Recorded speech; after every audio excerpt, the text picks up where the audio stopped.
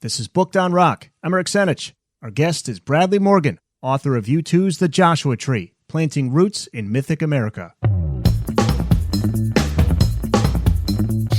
U2 planted the seeds for the Joshua Tree during an existential journey through America.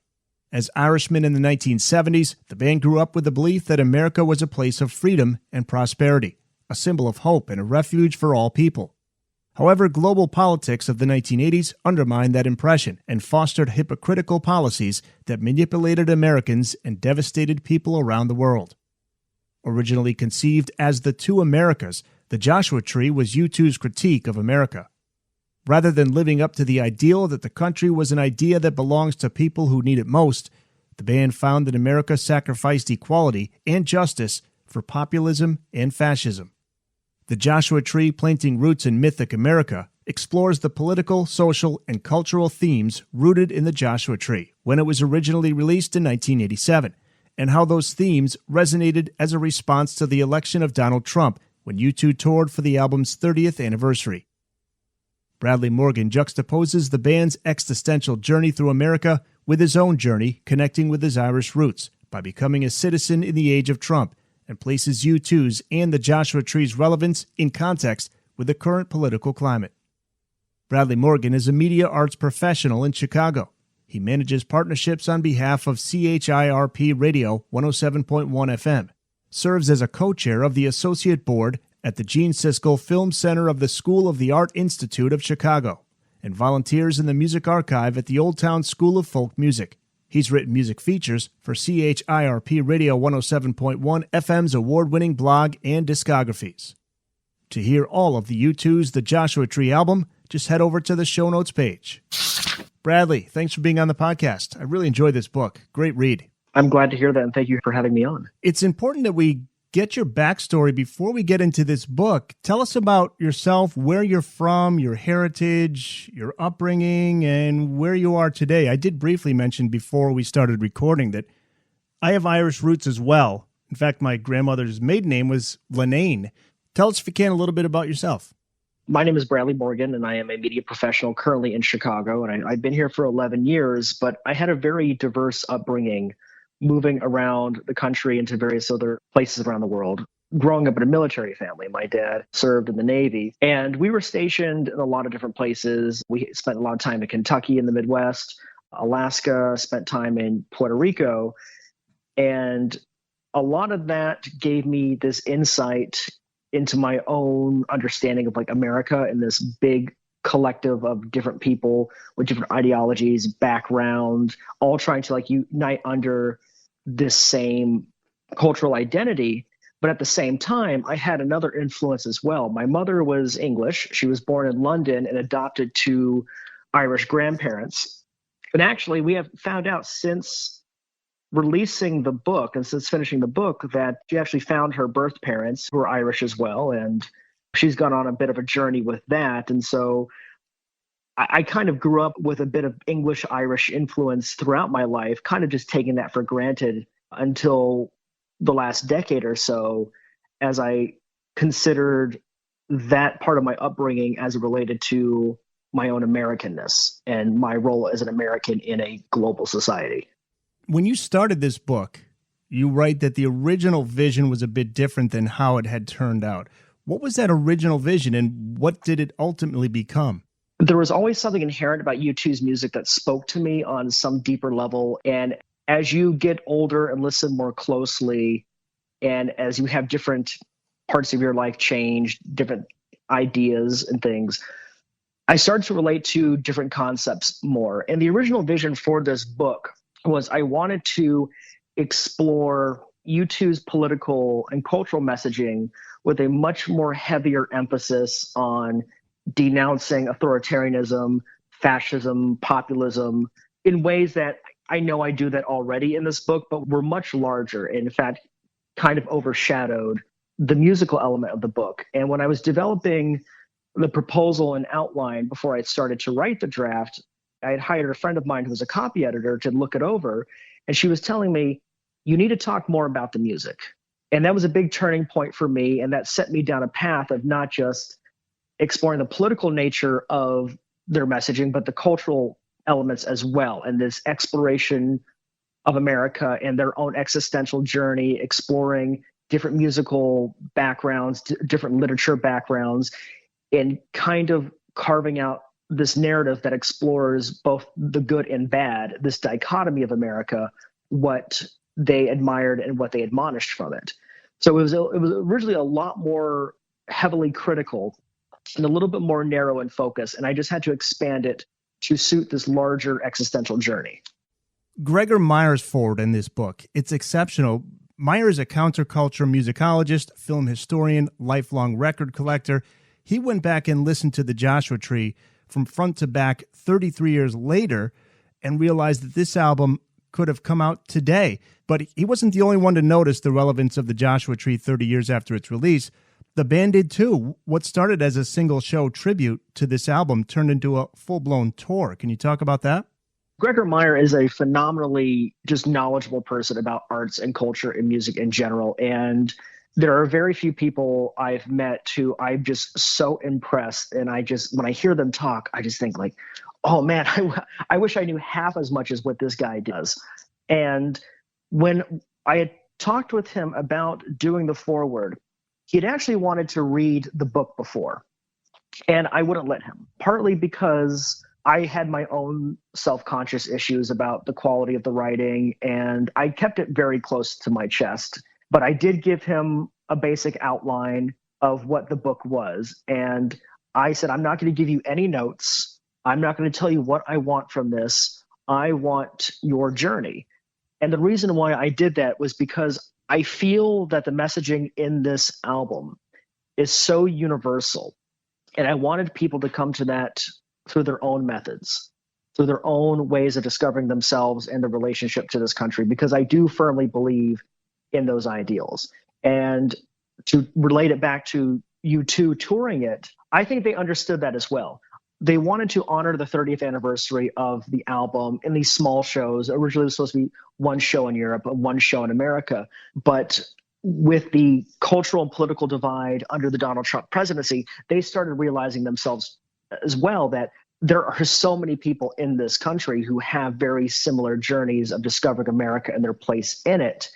And I think they had some semblance of that in 1987, but it fully become aware of it until 2017 and understanding just how broad and accessible that messaging was. And my working with Gregor on the foreword, I wanted to see if that was true for myself. And the original title of the Joshua Tree was The Two Americas. The second chapter of your book explores that original title and its meaning, the Mythic America and the Real America. What is the Mythic America and what is the Real America in Bono's mind when he was coming up with the lyrical themes to these songs? So the concept of the Mythic America, as it relates to what U2 thought it was, goes back to this idea and interpretation they had of America growing up as children.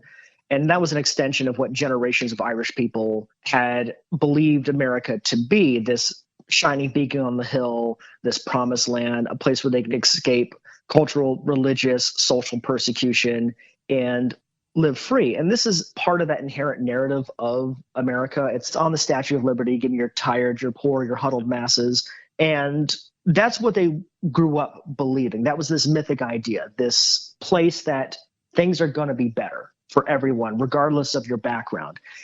And the real America is anything but that. It's the maturation, understanding that all that's a legend, all of it's a myth, but as opposed to just being mired in cynicism and that things can't get better or that we've been lied to, they developed this idea, okay, there's a lot of problems here, but this mythical idea of America, this idealistic America, is worth championing it. It's worth fighting for, it's worth upholding, because otherwise it's just meaningless. And this country's never been perfect at all. And there's been a lot of problems in America, and even before it was a nation, that are inherent in institutions. But we do get better. Even if it's slow and even if it's a crawl, it does get better. The whole idea is that we build a more perfect union, and it's never been a perfect union, but it's better than it has been before, and it can continue to get better as long as you uphold that idea and work towards that idea of this mythic idea of America. And that's one of the things Bono has always talked about, how you can't be silent. You got to speak up. You got to do something. And he wanted to take that music, and especially once he became famous, that he was going to use that fame for something good. And he gets criticized sometimes for being too outspoken. But at the same time, if you're quiet, there will be no change. You're right. And Bono gets a lot of that criticism because he is a high-profile, rich musician. And a lot of that criticism comes from long-standing issues with cultural and media elites. And, he has his own set of responsibilities to navigate that in his position. But as I write in my book, that Americans on an individual level each have their own inherent responsibility to work towards this idealistic version of America. And it starts out recognizing who you are and how you fit into that fabric of America, because we all don't have the same experiences. And that's an unfortunate byproduct of this dichotomy between the real America and the mythical America. My inherent responsibility as a white man is going to be much different than a woman of color or a person of color who are at most risk of America's failings. The Joshua Tree was the byproduct of this newfound success and fame that they had after Live Aid, which was their biggest audience to date. It could have been easy to just say, okay, let's just continue doing what we're doing and not make any waves. But they specifically took that opportunity with this newfound enlarged audience, the biggest one they've ever had, and crafted their sound to reflect the messaging. And in that messaging and this exploration of America, you've got this dive into American roots music, into gospel, into country, into folk, into soul, and exploring those inherent sounds of America and infusing it with that message. Bono wanted this to be a double album at first. Are the songs we hear on the 30th anniversary Super Deluxe Edition the ones that were intended for that double album? There are about 15 tracks on that fourth disc. Yeah, there's a lot of great tracks on there. There's Spanish Eyes, Walk to the Water, Deep in the Heart, Rise Up. There's so many. There's even that funky instrumental jam over Ginsberg's poem. The idea was that they wanted to continue on this American journey, but also not forget their European past, because a lot of their earlier music, those first three albums, that Martin Hammett influenced sound, they still wanted to kind of pursue that European aesthetic. And the vision was one disc would be a continuation of their European aesthetic, their European sounds, what they're getting out of that continent, while the other one would be this American exploration. But that was ultimately dropped in favor of recording music that was more in line with this American experience they were having. And the lineup of U2 on that album, the same as it's been on all of the albums: Bono on lead vocals, The Edge on guitar, Larry Mullen Jr. on drums, and Adam Clayton on bass. If you could briefly give the listeners a backstory of their origins, what life was like for them growing up in Ireland, and how it influenced the theme of the Joshua Tree. The members of U2 grew up in Dublin, and a couple of them had more working class backgrounds. The other ones had middle class backgrounds. But you have to understand, at the time, Ireland was one of the poorest countries of Western Europe. And one of the tracks that signifies that experience is Running to Stand Still, which is a song that's taken place in an apartment complex near where Bono grew up called Ballyman Flats. And they kind of give you an understanding of the environment that they grew up in and just the abject poverty of a lot of Dublin. Was that the city of Dublin and the rest of the country of Ireland were looking to modernize slums. What a lot of cities in Ireland were trying to do were to take slum areas and revitalize them by relocating a lot of these families into apartment complexes, because this was something that was happening throughout the rest of Europe. However, the results of that weren't that great. And so what happened was you had these deeply rooted communities that relied on each other, that were uprooted, and all of their issues, their drug abuse, their abject poverty, were now all concentrated in these high-rise towers that were just left to be ill-maintained and derelict. And Bono has very distinct memories of playing in the foundations of these buildings and in the stairwells as they are being constructed, and just witnessing the denigration of the buildings and the people inside them, even going as far as just observing friends falling into the victim of heroin abuse. You write that Bullet the Blue Sky is U2's most angry and overtly political song to date. They are essentially holding a mirror up to America, forcing them to address some hard truths. Can you break down this song, what it's about? After performing at Live Aid, Bono got an opportunity to go on a humanitarian mission to various countries in Central and South America. And there he was witnessing U.S. military intervention in human rights conflicts. So you had the Reagan administration supplying armaments and money to ensure that these right-wing dictatorships were able to subdue any kind of leftist or communist uprisings. And it left a considerable impact on him because he'd see devastation in the streets. He'd see bodies being thrown from vans. It was a very eye-opening experience for him, and it left him feeling very violent. And he, as a self-described student of nonviolence, that really disturbed him. And so he had brought back those experiences to the recording studio and wanted to channel that fury of El Salvador and Nicaragua into the sound and aesthetic of what they were trying to accomplish. And when I say that's their first overtly political song to date, we can look back in hindsight and see that U2 is a political band. We might think of like some of their biggest tracks like Sunday Bloody Sunday, but what you have to remember from those songs and those first 4 albums, a lot of that comes from hindsight, because any songs that do have political messaging aren't necessarily about current or modern issues. And even the band were growing as songwriters. But before the Joshua Tree, Bono would say that he didn't believe songwriting was that important to the process. Part of their process as a band was to create a sound and aesthetic through improvised jamming and then apply lyrics later. He didn't necessarily think it was that important. But some of the creative challenges that had occurred during the Joshua Tree really opened up his eyes that, okay, I need to think more intently about what I'm saying here and write songs that have a deeper, more significant meaning. And that's how we get something that is so direct and fire-charged as both The Blue Sky and his condemnation of military intervention in Central and South America. The most striking aspect of the song, probably that spoken word monologue from Bono. Talk about this section and how it symbolizes America being a land of paradoxes. We hear him call out the man with a rose-red face, and you also quote Niall Stokes regarding the saxophone imagery. It's a real interesting section of this song. Yeah, so this monologue is absolutely fascinating because he's following this figure through these buildings and streets that are being devastated by the military interventions. And so in this monologue, Bono is inserting himself into the scene, into the setting where military intervention has devastated the people of this area.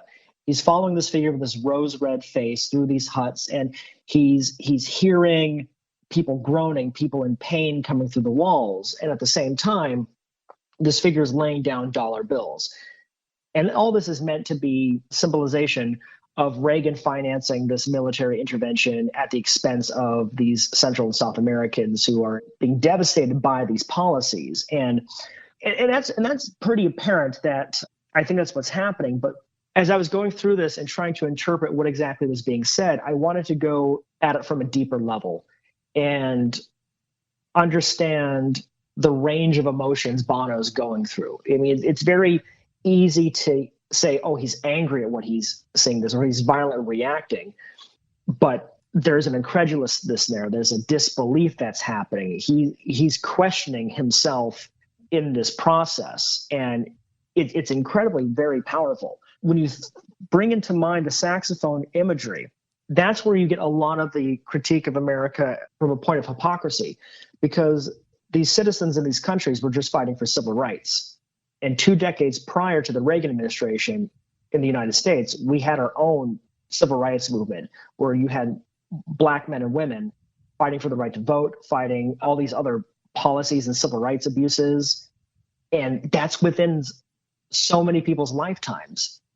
So I think he's just having this really incredible reaction to something that should not be happening, given that within America's borders, something very similar just happened just recently. And that saxophone imagery, by the way, I mentioned Niall Stokes. He's the one who wrote a book called Into the Heart, Stories Behind Every U2 Song. And that's where you got that quote from. You write, in Into the Heart, Niall Stokes discusses the saxophone imagery, suggesting the song contrasts the violence with the liberating sound of John Coltrane's saxophone breathing and signifies that America is a land of paradoxes. I found that to be fascinating. It absolutely is. And it speaks to the overall narrative of the book and of the album, and this dichotomy of America, this reconciliation of the promised land versus the reality, that we live in a society that is pluralist, and we have to find ways to champion one idea over the other. Bradley Morgan's book, U2's The Joshua Tree Planting Roots in Mythic America, is out now. Chapter 3 gets into the track Mothers of the Disappeared. It was U2's appearances as part of the Conspiracy of Hope benefit concerts that inspired Bono's lyrics. He meets a Chilean mural artist named Rene Castro. Can you talk about that meeting and how it leads to the theme of this song? Rene Castro was a Chilean artist who was tortured by the government there and extradited. He was saved by Amnesty International and ended up in San Francisco, where he became notable for painting flat mural style artwork on buildings, discrediting Pinochet and the other dictators in Central South America who were committing these human rights abuses. And Bono was introduced to him following the Conspiracy of Hope concerts that were put up by Amnesty International, the same organization that saved Castro's life. So that meeting to Castro leads Bono and the rest of the band to learn about the atrocities that were being committed across Central and South America, and resulted in this song called Mothers of the Disappeared, which was written from the perspective of a group of women who had formed a civil rights group in Argentina called Madres de Plaza de Mayo. And these were a group of women who were calling truth to power to their government, who had made a policy to disappear students and dissidents through forceful kidnappings. And so the process of being disappeared is that you're just taken and you're never found again. These women who were mothers, grandmothers, sisters, wives never knew what happened to these people who were their children, their husbands, their sons, and they heroically and very bravely stood up to the government and have for about 40 years demanding answers about where the bodies of these people are. And it's such an incredibly powerful song that it takes on such a very deep and intimate tone coming from the perspective of those women. And there is that song by Sting, I'm sure you're aware of, written around the same time. They Dance Alone, about the same topic. Yep. Which is off of his album Nothing Like the Sun. Talk about two brilliant songs musically and so powerful in the message. They're like companion songs. Absolutely. And Sting did perform in the Conspiracy of Hope concerts as well. And there are songs on this album that come from literature. Bono writes the track Exit from inside the demented mind of a murderer. It's inspired by Norman Mailer's The Executioner song and Truman Capote's In Cold Blood. Bono related it to the theme of the American dream. What I take from it is that dreams can turn into nightmares, whether it be by choice or from outside influences, maybe family upbringing.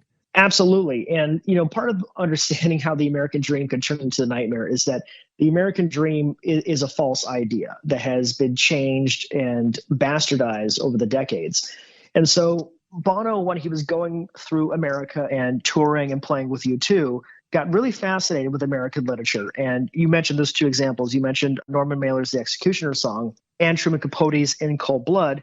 These were both examples of this new literary movement called New Journalism that was meant to take real life stories of actual American heartland murders and give them a kind of narrative flair. The Executioner song was about the real life execution of Gary Gilmore, who had killed a couple of people and became the center of a cultural debate across the United States about the death penalty. And Truman Capote's book, In Cold Blood, Capote had interviewed the murderers for his book to create this historical narrative for that. And it became this gateway into understanding how, in this country where you allegedly have so many opportunities, you can fall into this dark mindset. And it has to do with feeling that you've been left behind, that you have these unresolved grievances that the promises of America and the American dream just ultimately can't fulfill. And it resulted in Exit, which was Bono stepping into that role, into the mind of someone who makes that decision to consciously take a life and explores the circumstances of how one comes to that conclusion through the failures of America not living up to its promise. I think about Bruce Springsteen's album, Nebraska. There's the lyric in there, I've got debts that no honest man could pay. I think that's Johnny 99. In other words, he's gotten to this point, he's basically given up on that American dream. He's got to steal, he's got to kill, he's got to do whatever he's got to do because that American dream, he's given up on it. I think that's what Bono is talking about in this song. Absolutely. And it's something that still to this day continues to plague this country. When you think about why Donald Trump was elected president, ultimately beyond everything else, Russia meddling or what have you, there's a whole swath of the population who just feels left behind by the various institutions of the country, the political institutions, the financial institutions, the cultural institutions, who don't feel like they have a place. And here you've got someone who says, I will stand for you. I will fight for you, regardless of whether or not that's actually true. They believe that. They adhere to that. And in that group, you do have a fraction of the people who are so disillusioned by America's institutions that their only way that they feel that they can mean something is by committing violence. And this leads to just atrocious acts, school shootings, other domestic terrorist attacks, and it still continues to plague us. And Bono's very open about his own inner darkness. When he talks about this song, he said, quote, violence is something I know quite a bit about. I have a side of me which in a corner can be very violent. It's the least attractive thing in anyone, and I wanted to own up to that. That's interesting here, and that while we talked about Bono and the band putting a mirror up to America with this album, here's Bono. He's putting a mirror up to himself here. It's very introspective. And that's a very important thing. Anyone who's got just a basic understanding of like Jungian psychology knows about like the shadow self and the inner darkness that exists in all of us. Arguably, you might say that that darkness exists in more people than others, but it's something that we all have as individuals and as a collective society. In God's Country, an ode to the Western landscape of America. This is a standout track in that it comes from improvisational jams. They focus primarily on the music and then find the appropriate image to add meaning to the music. Adam Clayton described it as being difficult and initially a throwaway piece. The Edge says it's not one of their best. Bono wasn't happy with what he heard from The Edge early on, to the point where he calls out The Edge for his guitar playing on it, which motivates The Edge to step it up. Can you talk about this and ultimately what the song is about? In God's Country was one of those points where at times during making this album was rather contentious. You have U2 that is just becoming this massively successful band. They're trying to explore new types of sounds and music that ultimately before was alien to them, and using that as influences to craft something new for them. And so you have a lot of creative tension, you have a lot of fighting, and you have a lot of back and forth. And I try not to get too mired into the recording aspect of that song. It's interesting to note that it was difficult, and I think it speaks to the overall narrative of the album, the book, about this dichotomy of America and understanding what's both good and bad in the country and in yourself in relation. That's interesting to note on its own, but I wanted to dive deeper into the song's messaging, because In God's Country really speaks to this heartland type of person who is ultimately left behind by their government and by their society. Because, the United States is a large country with many different regions that somehow we all have to fall under this like collective identity, and people do get lost in the fringes. And setting the song in these ramshackle desert towns and creating this narrative of these forgotten people speaks to the overall theme and messaging of the album about reconciling that dichotomy. Here is where you have the real America, these people who are left behind, who have hopes and dreams, who need someone to lead them, but they don't have that. And so they fall to the call of a siren. You don't know the intent of this siren, and I make the case that this siren is the Statue of Liberty and that the torch burns them, but it's all they have to look towards. The Booked on Rock podcast will return after this. Time to check out some of the new and upcoming Books on Rock releases. Released December 3rd through Book Baby, From the Parking Lot to the Front Row. My Life with Music, Friends, and a Camera by R. Brock Scott. The book contains photos of the author and his friends traveling through California and elsewhere on numerous road trips in search of good times and great music. Included in the book, you'll also find over 300 pictures of some of the greatest bands in rock and roll, from Aerosmith to ZZ Top, Rush to Elton John, Tom Petty to Tesla. R. Brock Scott and his friends saw them all and documented every bit of it. Released December 3rd, Craig's Record Factory, a young entrepreneur's journey through the 70s and 80s by Craig O'Donovich. Released on hardcover through Halen Publishing, Collective Press. Craig's Record Factory is a coming-of-age journey through the 70s and 80s. Readers follow the author's steps from jukeboxes, GTOs, and high school hangouts to running the local record store at the height of rock and roll. Due out December 17th on paperback through Unbound Books, Nothing But a Good Time by Justin Quirk. From 1983 until 1991, glam metal was the sound of American culture. This was the world stalked by hair metal bands like Bon Jovi, Kiss, Wasp, Skid Row, Dokken, Motley Crue, Cinderella, Rat, and many more. Where did glam metal come from? How did it spread? What killed it off? And why does nobody admit to having been a glam metaler anymore? Unchained, the Eddie Van Halen story by Paul Branigan, due out December 28th through Permuted Press. The first full-length biography of Eddie Van Halen, a searching, affectionate, and in-depth look at the remarkable life of a genuine musical virtuoso who changed the course of rock and roll. And David Bowie, All the Songs, the story behind every track by Benoit Claire, out on December 28th through Black Dog and Leventhal Books. A lovingly thorough dissection of every album and every track ever released by David Bowie over the span of his nearly 50-year career. A one-of-a-kind book drawing upon years of research in order to recount how each song was written, composed, and recorded, down to the instruments used and the people who played them. Featuring hundreds of vivid photographs that celebrate one of music's most visually arresting performers. Find a link to all the newest and upcoming books on rock releases in this episode's show notes page and on our website, bookedonrock.com.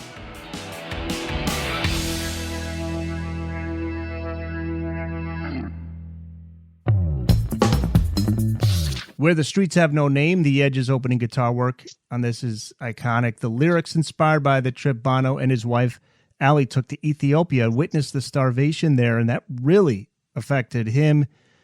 I want to go to something you write in Chapter 7, titled Touch the Flame. You write, quote, "The powerful idea that Bono was trying to convey out of the African context results in one of the most interesting qualities of Where the Streets Have No Name, the vagueness of the song's lyric and intended meaning." Can you expand on that a little bit?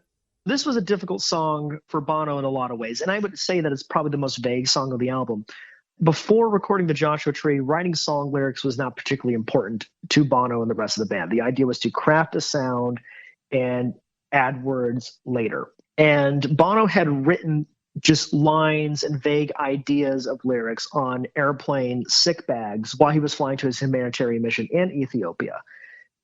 And while he was there and got to observe just the culture and the people there and how they dealt with abject poverty and starvation with a lot of grace and dignity, it really got him to think about the selfishness of where he comes from and reconciling a guilt with that. And this, I think, is really the beginning phase of him thinking more as a songwriter. It's still very vague, but when you dive into it, he ultimately is trying to imagine a place where we are not separated by artificial divides, whether it be based on class, ethnicity, gender, what have you, where we're all equal. And part of that journey and understanding his own Irishness was seeing how different this culture was to how Western society is, where you can go from block to block or from street to street and see just how differently people live. And so this idea of where the streets have no name is that idealistic place where you live does not determine your value or your worth. One thing I noticed as I read through the book, the chapters on the songs are in a different order than the track listing on the album. That kind of piqued my curiosity. Was there a specific reason for the order in which you explore each track? The way that I arranged these chapters was that it would be more compelling narratively. If I had written in the way that the songs were recorded or how they appeared on the album, it would have given the reader whiplash. I took the approach to segue to different ideas. So the earlier chapters deal with the songs that are more heavier and are overt political commentaries. The first song discusses Bolt of Blue Sky, followed by Mothers of the Disappeared. Both songs are very critical about the American government and its complacency and atrocities across the world. That then goes into Exit, which deals with our domestic issues and the failings of our society in lifting us up, and then kind of transitioning there from journeying to these ideas of self-discovery, of learning, of appreciating what's there, and then ultimately closes with the final song discussed is One Tree Hill. I use that as an opportunity to describe the end of a journey. Interesting. Well, let's get to the next track you talk about in the book, which is Trip Through Your Wires. At first listen, you say it could be considered another throwaway lyrically, but it captures a raw essence of American roots music while upholding the overall narrative of the album. Trip Through Your Wires kind of gets regarded the same way as In God's Country. I mean, it's such a great album with a lot of big songs. You know, you had some big hits on there. You had some remarkable songs there. And I feel that Trip Through Your Wires gets the bad end of the stick sometimes because it is this kind of rough and tumble Bob Dylan basement tapes kind of honky tonk sound a little bit. And I like what it represents because it's just these guys having fun. It's having fun with a sound that was unfamiliar to them growing up that they explored and tried to make their own. And I think that's a good enough reason to discuss it in the book as is. But as part of the narrative, when you think about the Joshua Tree as a whole, the song relies on gender tropes of there's this woman, you don't know who she is or what she represents. All you know is you're dying of thirst. She's your salvation, but is she really a salvation? And I think it's just them having fun. But going into that deeper interpretive analysis of how it fits with the album, it completely fits. And while there are better songs that appeared as B-sides or on these expanded sets, they don't fit in with the narrative of the Joshua Tree as well as Trip Through Your Wires does. The track I still haven't found what I'm looking for. This is Bono experiencing spiritual doubt.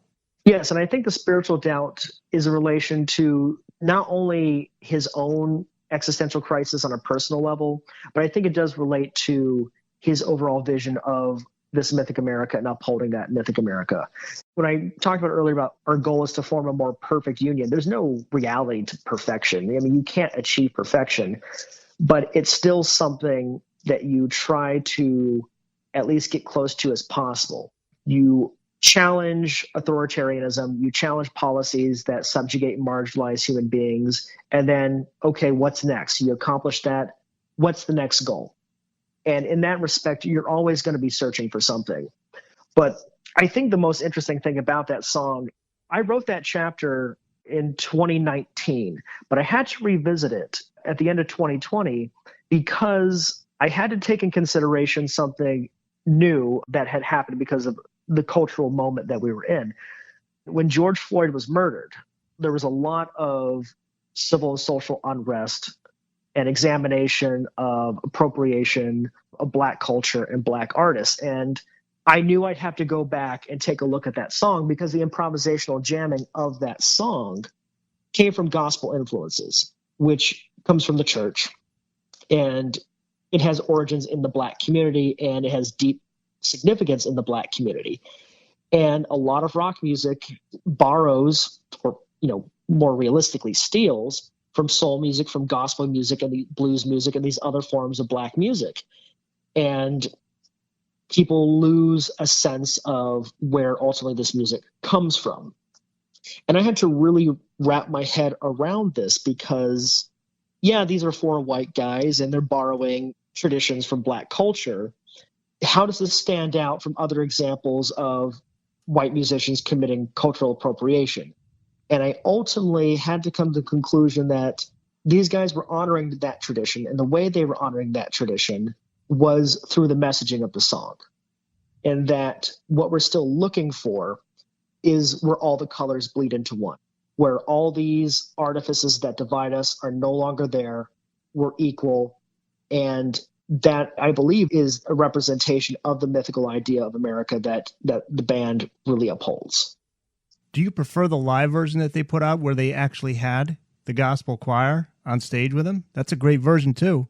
It's absolutely fantastic. And they even did a great version of that in 2017 when they were promoting the 30th anniversary tour. I think they did that on Jimmy Kimmel. And yeah, I love that they still honor that tradition. And when they do it, they bring out really talented Black singers and Black musicians for that. I think it's incredible.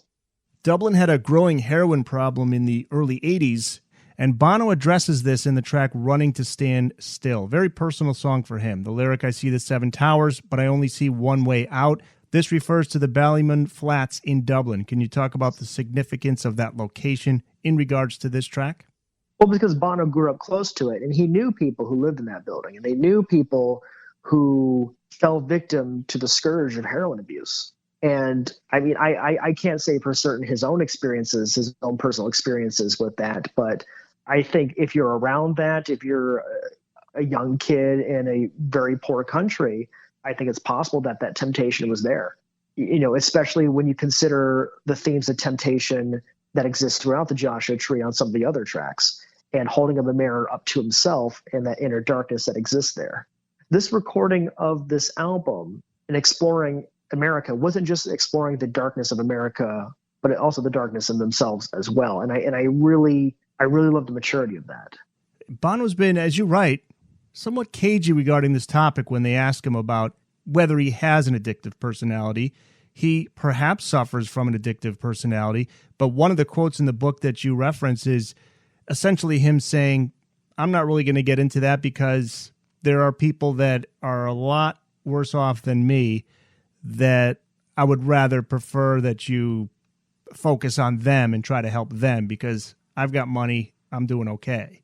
And I think that's I think that speaks to why I really appreciate him and his insight so much, because it is so human to not just acknowledge that I also have these issues as well, or I could have some of these issues or a similar issue, but having the self-awareness to know that you can't take that attention away from people who really need it, because he has seen that. He has friends who've suffered through that. And so I know he understands that. Here's the quote. I found it here. It's in your book, so people can read this in full. This is Bono being, as you write, cagey regarding questions concerning him and possibly dabbling with drugs. Says, quote, I don't want to talk about that. I'll give you just one example of why it would be irresponsible for me to answer your question in a certain way. I've written so many songs using heroin as an image. It might be interesting for me to tell you that. Say, I've had experiences with the drug heroin. It might be interesting for me to do it and to own up to it. If it were misconstrued, somebody who, for whatever reason, respects me, that might lead them to get into it. Okay, if I became addicted to heroin, I can afford the trappings. I can afford the Betty Ford clinic. I can afford to have my blood changed. I can afford the trappings of being an addict. But there is some guy who lives in a room in Dublin who can't, and nobody gives a shit about his addiction! Exclamation mark. I think that's very true. The song title came from his brother. Running to Stand Still was something that Bono's brother told him? Yeah, so Bono's brother had a business, and I'm not sure exactly what that business was, but Bono had asked him how it was going, and he was having some difficulty with it, and he said it was like running to stand still. And that really stuck with him in this idea of this paradoxical idea of you're trying to move forward, but you're hindered. And that's a reoccurring theme throughout the album. I mean, we're trying to work towards what America can be for all people, but we have these issues that keep us from getting there. The challenge is how do we overcome those issues? Bradley Morgan's book, U2's The Joshua Tree, Planting Roots in Mythic America, out right now. The track Red Hill Mining Town, a track that, as you write, best represents the influence traditional American and Irish folk music had on U2. It would also represent the band's growing pains as songwriters and musicians. Can you talk about the song's meaning first and how the song represented the band's growing pains musically? Red Hill Mining Town was inspired by the UK miners' strike from 1984 to 1985, which was one of the most violent periods of 20th century history in the United Kingdom, where Thatcher had closed dozens of mines because they weren't as profitable. And there were massive layoffs. And this led to over a year of protest, of picketing. And these protests and picketing and union strikes would get violent. This was in the news, and it certainly had come across Bono's radar. But where it represented growing pains for them was that he was getting a lot of pressure to comment on them. And this is a guy who is not afraid to share his opinion on things, but he wasn't very interested in the politics of the strike itself. And this coincides also at the same time of him learning how to be more of a songwriter. So he was more interested when crafting Red Hill Mining Town, exploring the drama of the miner and the situation that he's in from a more domestic perspective, a perspective that he understands more. And so the song's narrative is less about the politics or the circumstances of the strike, but more about the issues a miner faces when he goes home, the fracturing of his family, the pride of not being able to pay the bills, just a sense of feeling hopeless and just useless, and having that have an effect on their home life. That stood out to him more. And when you think about that motivation to write the song, to talk about the domestic issues related to the strike, you get a sense of where Bono's head's at, because With or Without You also deals with something very similar, this issue of trouble with relationships. And I think that's where his head is at while writing that song. The band initially planned for this song to be the single. There was a video made, but ultimately it was shelved, and that was the record label's decision. And it's also the only song from the record not performed live on that 87 tour. They performed it in 2017, but didn't in 87. Bono didn't have the confidence at the time to sing it live. You're right. Every song on the Joshua Tree was performed live prior to the 2017 tour, except for Red Hill Mining Town. They had rehearsed it, but it was too difficult for him, because he notes that sometimes he would write songs that he couldn't sing live, and he would just tear his voice up. And so he had to learn how to sing them within his limitations. And it took a long time for that to happen with Red Hill Mining Town. It took 30 years. And it even took 30 years to finally release it as a single. You mentioned that there was a record label dispute and it got shelved, but it did get released as a single in 2017 for Record Store Day. So now let's talk about With or Without You, the huge single off of the album. And you write, temptation is a consistent theme throughout the Joshua Tree and appears in a variety of different contexts. Temptation to violently react against power and political oppression, to seek violent retribution for being forced to live on the fringes of the American dream, sexual temptation, and on the track With or Without You, the band's first number one single, by the way, temptation is something to overcome through a personal and even religious journey to seek balance.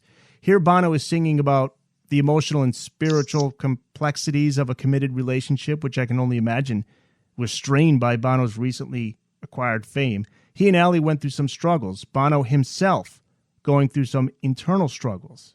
Yeah, and this is one of those songs that most evokes that concept of holding a mirror to himself and recognizing that, you know, he's touring America. He's got access to all the trappings of fame. It's very easy for him to indulge in all of the excess that is beyond our comprehension. I mean, we can only assume what rock stars go through, but I mean, it's still beyond our scope of understanding, I think. So he was getting a taste for what potential freedom he could have in America, in this expansiveness of opportunity. But this, I mean, it's not what he wanted. I mean, and he had to go through that kind of struggle. Now, I want to get to One Tree Hill. What a powerful song, especially once you realize who it's about and the tragedy that led to it being written. You lead Chapter 13 by writing one of the more difficult aspects of any journey, whether they be larger explorations of a country's mythos or individual ones of self-discovery, is that there will be times when the path is unclear. It is then we often find ourselves misguided, confused, and full of doubt as these obstacles keep us from a truth we are seeking. People come in and out of our lives, temporarily joined as they share their journey with us, as we move forward and learn from our experiences and use the knowledge gained from them. Sometimes these people stay with us for many miles, others, they are gone too soon, though our memory keeps them with us every step of the way. excellently written. The story of One Tree Hill begins during the band's Unforgettable Fire Tour in 1984. Bono meets a young man by the name of Greg Carroll. Can you talk about Greg Carroll, how he inspires the song One Tree Hill? So the band was touring New Zealand, Australia as part of the Unforgettable Fire Tour. And I think it was actually the first leg of the Unforgettable Fire Tour. So it's 1984, and Bono is in his hotel room. He can't really sleep.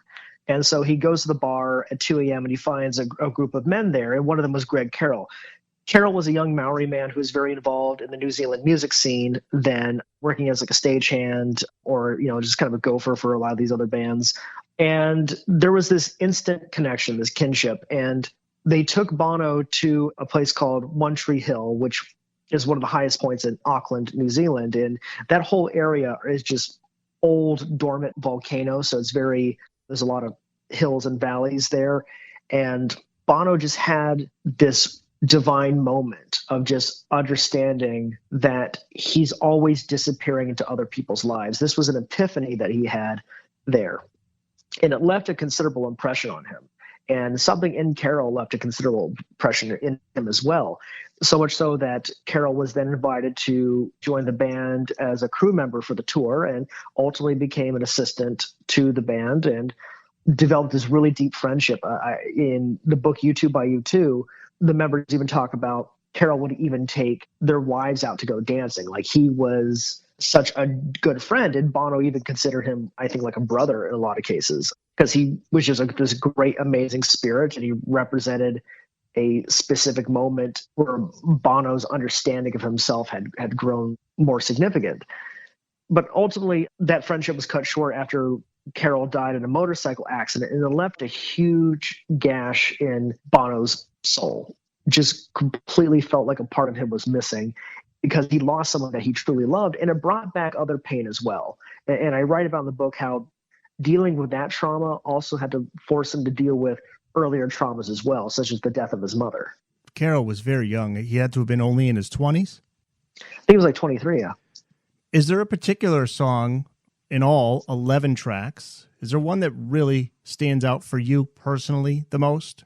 That's changed over the years. I think at one point Where the Streets Have No Name really stuck out with me the most. But I think now in 2021, I think it's got to be One Tree Hill. And I think it's because there's this recognition about our mortality and the role we play in other people's lives. And it's why it's the last song I discuss in the book.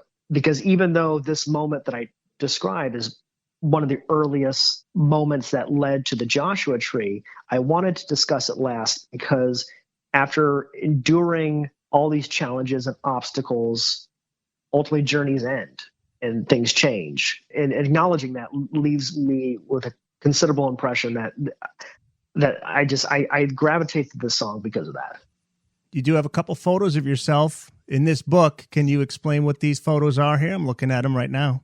Yeah, so I had decided after completing the first draft of the book in March 2019, I had went on a solo trip to go find the actual Joshua tree that appears on the back cover of the album. And contrary to popular belief, that tree is not in Joshua Tree National Park, which is kind of funny because every time I mentioned I'd been to that tree, people go, oh, I went and toured Joshua Tree. It's not there.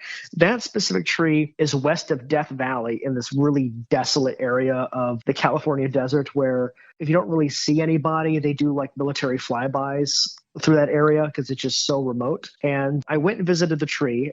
It's no longer standing. It fell about 2 decades ago after living for about 200 years. And it's now become a shrine to all these people who've just traveled to this incredibly hot environment. And it was fascinating just to see that and be in the same space as the rest of the band and just see the result of so many journeys to the spot. I mean, nothing really changes in the desert. So all these things are just still there years later. And it was a very considerably significant moment for me because not only was it something that I had set out to do as like a pilgrimage after finishing the first draft of this book, but I stayed there for a while really thinking deeply about America and my place in it, because this was March 2019.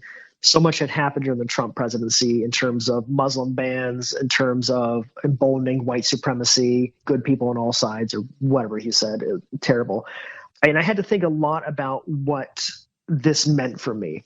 And I'd had some conversations with people that suggest, well, don't you think that that collapsed Joshua Tree signifies the collapse of the American empire and that it's all a decline from here? And I can't accept that, because observing the area around this tree, you see that it gave life to other trees, to other Joshua trees in that area. And when I think about that idea of the seeds of something growing themselves, it makes sense for me to relate it to the American journey. The fight for civil and social justice didn't end when Dr. King was assassinated or when John Lewis was buried. It still keeps going. And so when I think about that, we can make America as close to what it can be, as close as it to this idealistic version of what it can be, I can't be cynical, because I know it can happen, because I know those ideals don't die. Well said. In chapter 14, titled A Musical Journey, so eloquently written, you write that identity is shaped by one's own personal journey. U2 and their existential journey through America recording the Joshua Tree inspired you to think intently about your own identity. You're now a dual citizen with the United States and the Republic of Ireland, right? Yes, I am. You've come a very long way from the time you began this book. You write that through U2's music and messages on the Joshua Tree album, you discovered something new within yourself, a sacred message the band shared as a result of their own journey. What is that message? That message is the recognition of the dichotomy of America, this concept of the promised land and the reality. And just recognizing that is not enough. It's about taking steps to uphold the value of the idealized America. And when you consider everything that's happened over the last, not just last couple of years, but last 2 decades, I write that my first exposure to collective trauma was 9/11. And I was 13 years old. And it was my first understanding of how an event can really unite people under a certain idea. And like a lot of other people, and especially being a young, impressionable, budding teenager, you fall into the trappings of this mythos of America, that we're exceptional, that we're great, but it's not true. It's not true at all. And how I realized that to not be true were the fallout of the September 11th attacks, the invasion of Iraq, the increasing Islamophobia, the birtherism that surrounded Barack Obama's presidency to ultimately the election of Donald Trump, and this emboldening of white supremacy and white nationalism. And it would be too easy to fall into that cynicism that says, yeah, this country was never that great and it never will be great. It's always been terrible. But I couldn't do that. I couldn't do that because then it would delegitimize so much work that so many people have done over the decades to make this place what it can be. And I say in that chapter that America is only as good as how it treats its most marginalized people. And I still believe that. And it's why I hold dearly this idea that we can work towards that idea. I mean, I believed in that Mythic America idea. I believe that was the reality. I now know it's not the reality, but I know that unity can happen again. Well, I hope that Bono and the guys in the band, somehow this book finds its way to them, because I have to believe that they would be so happy to see what this album has achieved with someone like yourself. I would think they would love this. I would hope so. I do too. Wouldn't that be a pleasant surprise? Get an email one day from Bono. Maybe it'll happen, and I'll interview him, and it'll be added as an extra for the revised edition. Well, yeah, then I have to have you back on. We got to talk about that. The Joshua Tree, Planting Roots in Mythic America. It's out now through Backbeat Books, and it is available wherever books are sold. Is there a specific website that you want to direct people to get a copy of this, Bradley, or is it the usual outlets? People use Amazon because it's easiest, but certainly if you can, support your local and independent bookseller. Absolutely, and I always leave a link up on the show notes page, and it's on our website, a link to find your nearest bookstore. How about social media sites? Yes, you can follow the journey of this book and whatever else is that I do. My Instagram is ChaiBrad1987, Chicago Brad 1987, and then my Twitter is Bradley S. Morgan. Okay, so I can put those links in the show notes page as well. Bradley, thanks so much. This was a fascinating discussion. Thanks for being on the podcast. Thank you, Eric. It was a pleasure to be on. Thanks to Bradley Morgan for taking us through his book, The Joshua Tree, Planting Roots in Mythic America. Be sure to subscribe to Booked on Rock at Spreaker or wherever you get your favorite podcasts. We're on Amazon Music, Apple Podcasts, iHeartRadio, Spotify, TuneIn, YouTube, and more.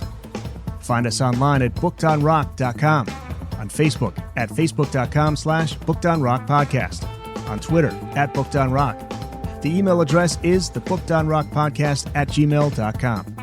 I'm Eric Senich. Thanks for listening, and join me again next time for another episode of Booked on Rock.